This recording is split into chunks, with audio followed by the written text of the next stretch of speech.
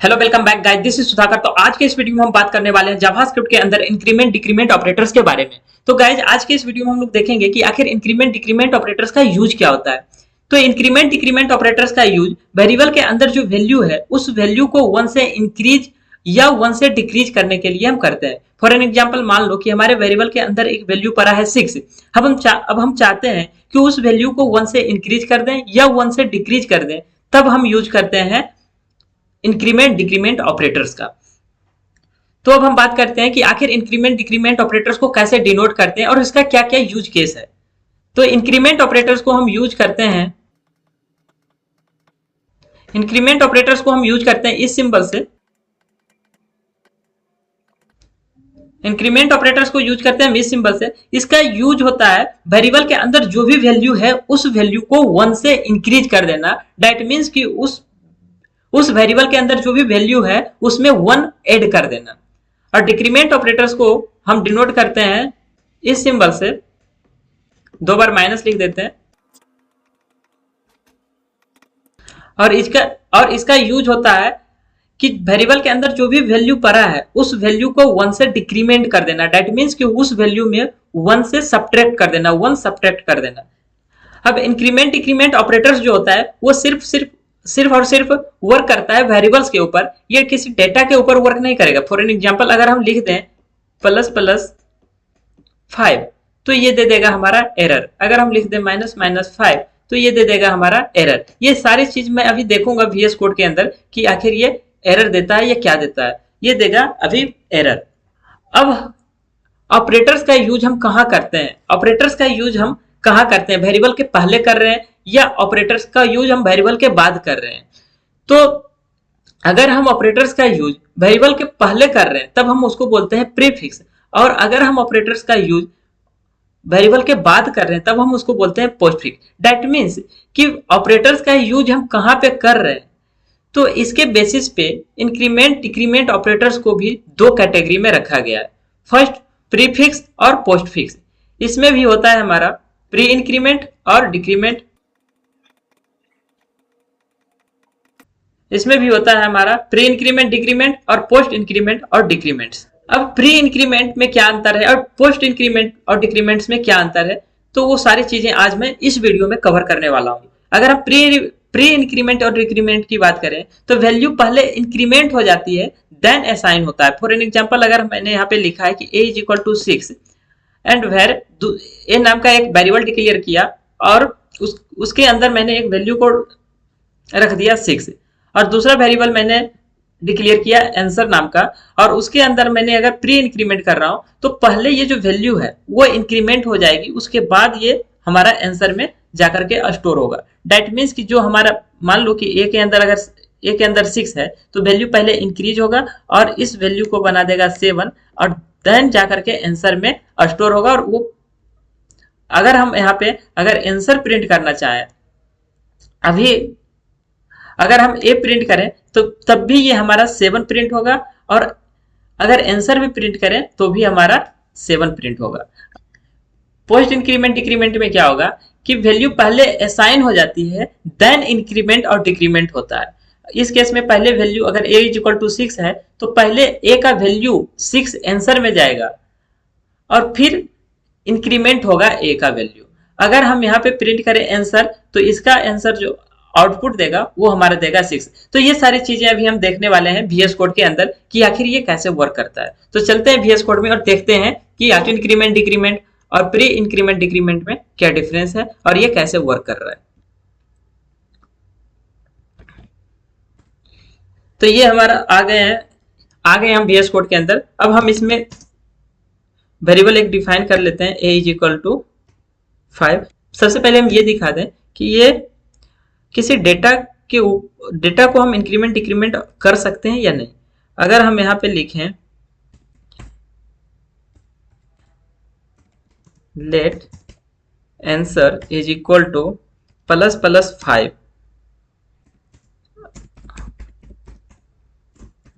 और इसे करें प्रिंट, तो ये देगा हमें एरर। ये एरर देगा क्योंकि इसमें हम न्यूमेरिक वेरिएबल पर ही हम इसे वर्क कर सकते हैं। ये देगा हमें, देखिए ये दे रहा है हमारा एरर। दैट मीन्स कि हम ऐसे नहीं कर सकते हैं। अगर हमें इसे पोस्ट इंक्रीमेंट डिक्रीमेंट करना है तो हम सिर्फ वेरिएबल पे ही कर सकते हैं, ए बी पर ही हम कर सकते हैं। देखिए अब ये हमारा आंसर देगा क्या, 6।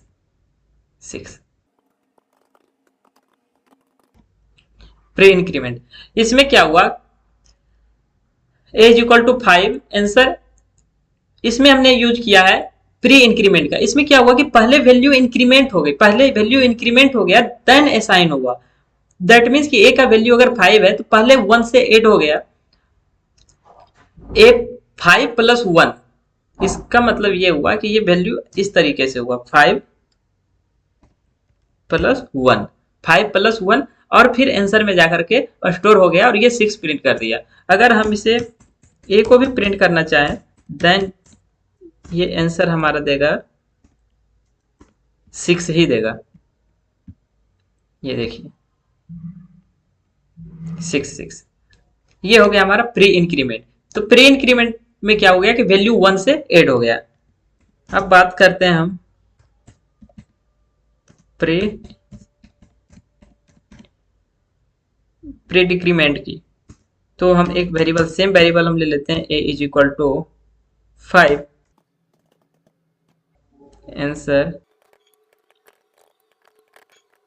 आंसर। अब हम अगर इसे करें प्रिंट तो क्या प्रिंट होगा, पहले ऑपरेटर यूज होगा। डेट मीन्स कि पहले वैल्यू इंक्रीमेंट या डिक्रीमेंट होगी। यहाँ पे मैंने अगर डिक्रीमेंट लिखा है तो पहले वैल्यू डिक्रीमेंट होगी, मतलब कि ए में 5 है तो ये हो जाएगा 4। अब 4 ऐसा पहले एक कम हो जाएगा, सब्ट्रैक्ट हो जाएगा, उसके बाद ये आंसर में वैल्यू असाइन होगा।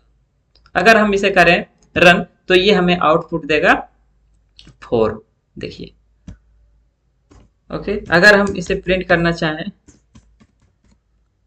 console.log a देन ये फिर देगा हमें 4,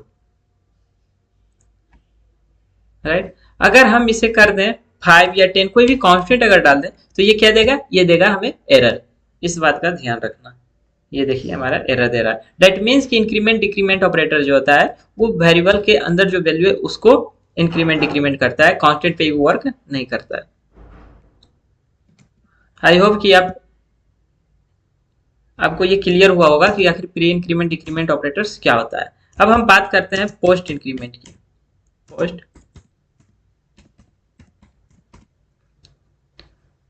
पोस्ट इंक्रीमेंट में क्या होता है, तो पोस्ट इंक्रीमेंट में क्या होता है कि पहले वैल्यू असाइन होती है फिर जाकर के इंक्रीमेंट या डिक्रीमेंट होता है। अगर हम यहाँ आंसर को प्रिंट करें तो ये हमें देगा 5, क्योंकि एक में हमारा 5 है तो पहले वैल्यू असाइन हो गया, उसके बाद इंक्रीमेंट या डिक्रीमेंट होगा। तो देखिए यहाँ अगर हम रन करते हैं तो क्या आउटपुट आता है, आना चाहिए 5। देखिए हाँ 5 आ गया। तो दैट मीन्स कि पोस्ट इंक्रीमेंट या डिक्रीमेंट के केस में क्या होता है कि पहले वैल्यू असाइन होती है। यहाँ पे मैं लिख देता हूँ कि in case of post increment first assignment then increment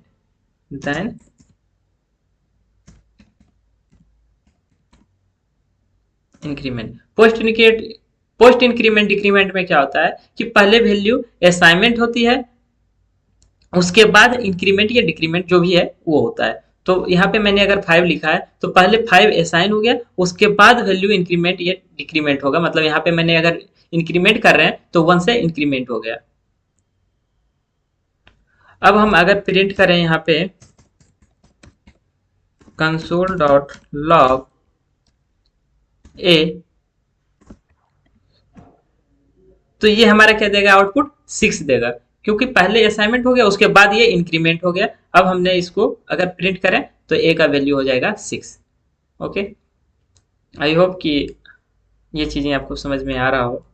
अब हम देखते हैं पोस्ट डिक्रीमेंट। फिर से हम सेम वेरिएबल ले लेते हैं, ए इज इक्वल टू 5। अब हम इसे करें प्रिंट, पहले हमारा वैल्यू क्या हो जाएगा, फर्स्ट असाइनमेंट देन इंक्रीमेंट या डिक्रीमेंट जो भी हो, डिक्रीमेंट या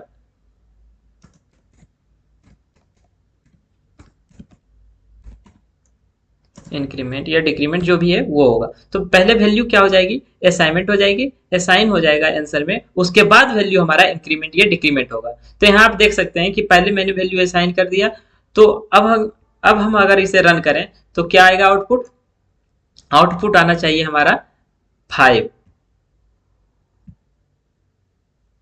ये देखिए 5। अगर हम ए को प्रिंट करें तो क्या आ जाएगा इसका आंसर 4, क्योंकि पहले असाइनमेंट हो गया उसके बाद ये डिक्रीमेंट हो रही है, तो अब इसका आंसर जो होगा वो हो जाएगा 4। ये देखिए। तो आई होप कि आपको ये चीजें समझ में आया होगा। अब मैं देने वाला हूं एक क्वेश्चन और देखता हूं कि आप अब तक कितना सीखा है। अगर आपने इस क्वेश्चन को सोल्व कर दिया दैट मीन्स कि आपको इंक्रीमेंट डिक्रीमेंट ऑपरेटर समझ में आ गया है। तो मान लो कि मैंने ए में 5 दे दिया, एक वेरिएबल बना लिया आंसर ए,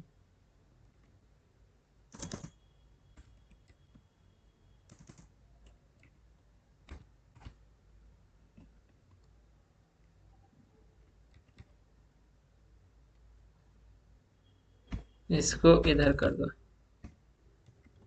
पोस्ट इंक्रीमेंट, इसको कर दो ए,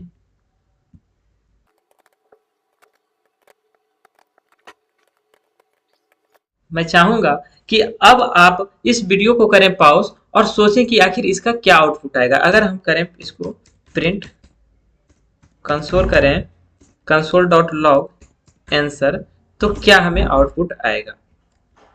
आई होप कि आप इसे समझ गए होंगे। तो आज के वीडियो में सिर्फ इतना ही, मिलते हैं अगले वीडियो में। Thank you.